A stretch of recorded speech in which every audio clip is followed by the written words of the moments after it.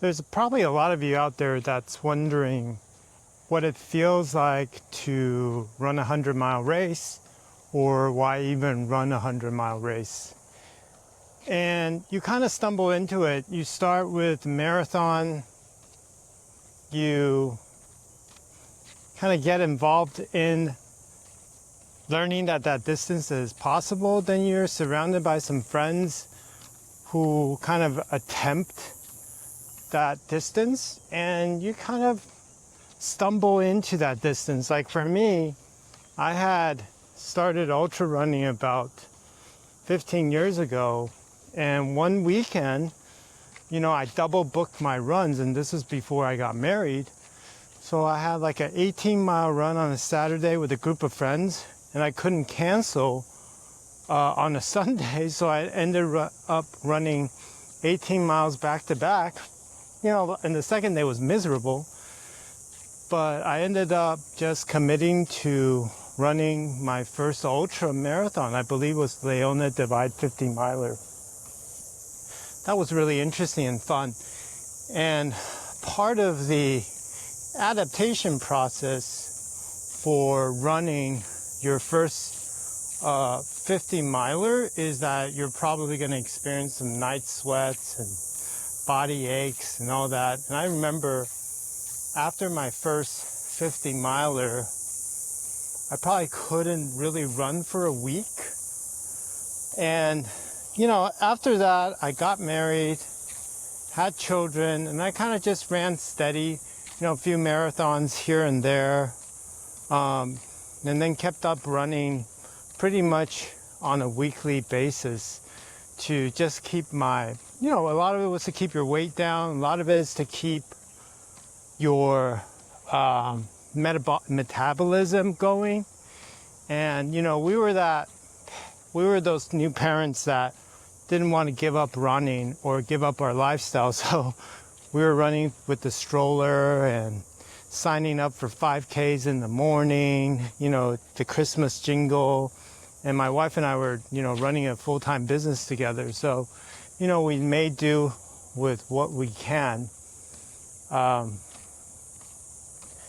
with the time we had. And some days it really involved running with a stroller. I remember many of our runs on a stroller. I remember I actually got injured with my back because one of the handles of the stroller was too low. So I think my baby girl was born in 2015, and leading up from 2015 to 2018, I was running pretty intermittently in terms of races. I'd sign up for a few marathons here and there, but I try to do 150 miler every year.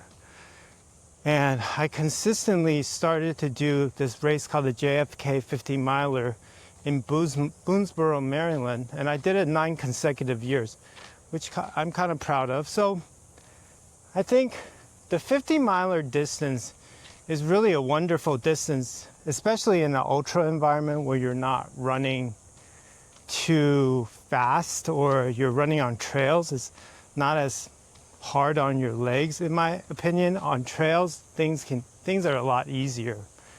And I graduated from 50 milers to running some 100Ks, 62 milers. Got adapted to that, thought that was good. That was miserable. I did some Miwok 100 in Marin County.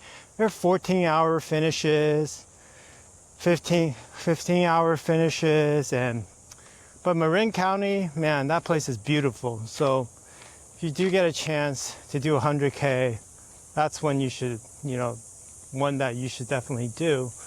And it was always on my horizon to do a 100-miler, but it's a pretty intimidating distance. So in 2019, I mustered up the courage to do my first 100-miler, Bear 100. And at that time I had at least 15 ultras under my belt, all 50 milers and 100Ks. So I built a base for that distance, and my body was somewhat accustomed to the effort of long distance, but I've never ran through the night. I didn't know what it felt like. And, you know, the first 100 miler I did was in Utah, where we ran from Logan, Utah to Fish Haven, Idaho. And it was the hardest race I've ever done in my life to date. And I've done some hard ones. And these races, you know, this race was 100 miles with 27,000 feet of gain, maybe a little bit more. And it took me 34 hours, 34 minutes to finish. And the cutoff was, I believe the cutoff was 35 hours. And that was hard because I was almost gonna not finish in DNF, but lucky enough, I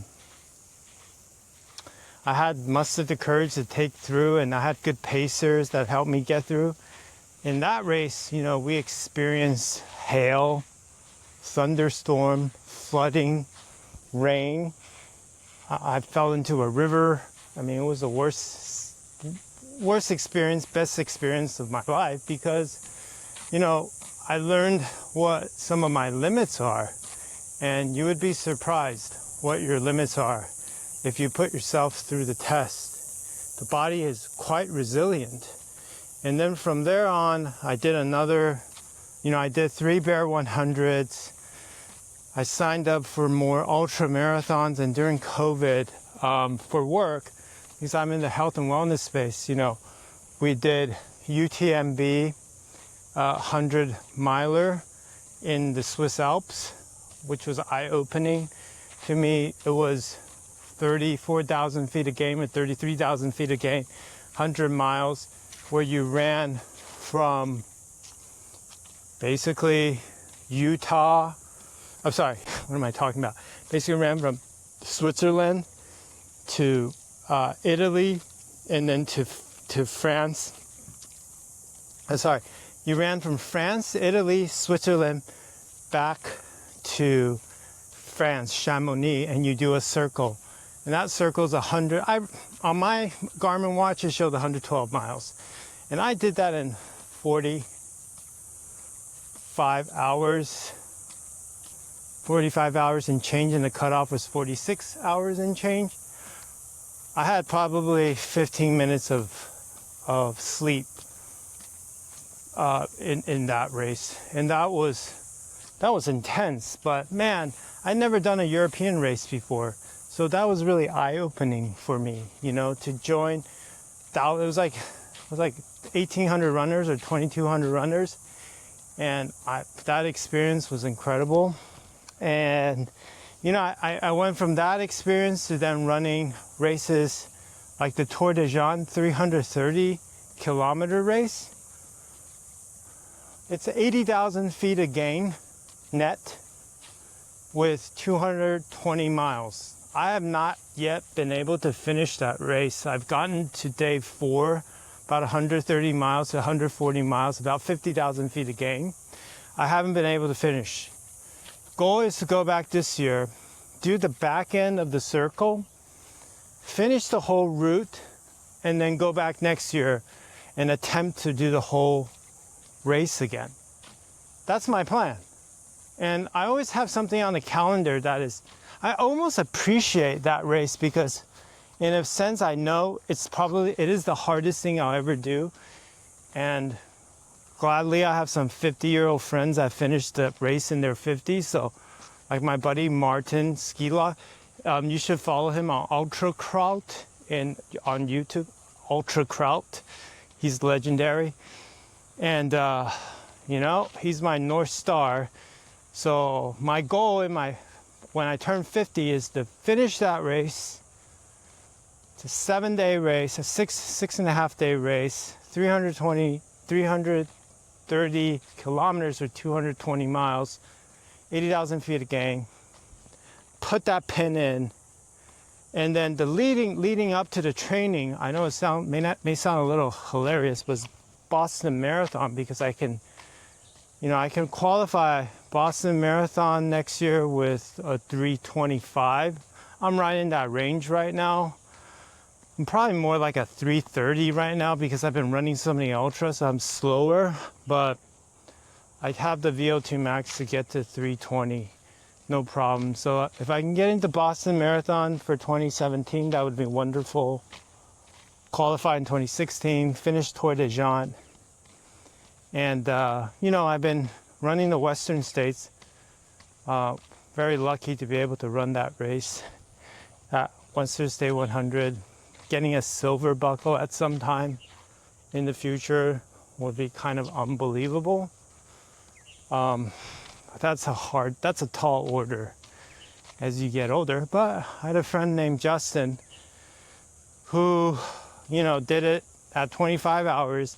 He was about 54. So there are all these incredible human beings I'm surrounded by that are doing these incredible races at, in their 50s. So even in 60s, my buddy Danny Westergaard is still going at it, And I think that's a testimony that if you guys want to continue to move at your age, like me, I'm 50, I can continue to move and not feel like I'm going to lose my youth.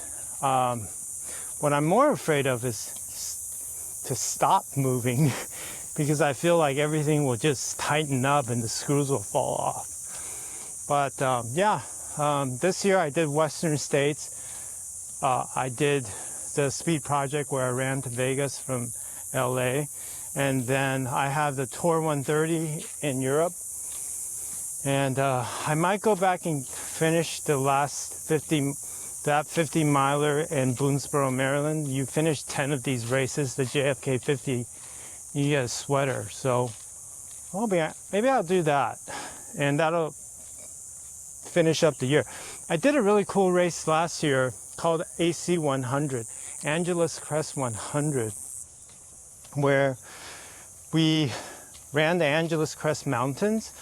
It was a 100-mile race in the super heat. I'm going to post a video of that. I haven't had time to post that video. I didn't start YouTubing or putting up videos until last month. May 23rd was the first video I posted.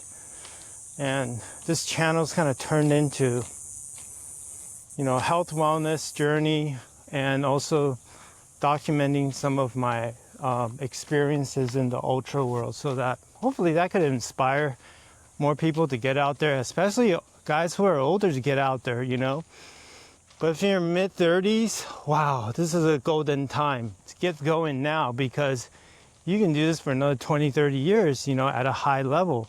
I started at 33. Yeah, 33. Yeah. So get out there, man. And then make sure you don't add mileage all of a sudden overnight. Build up to it. I think building up to it is the secret to running longer.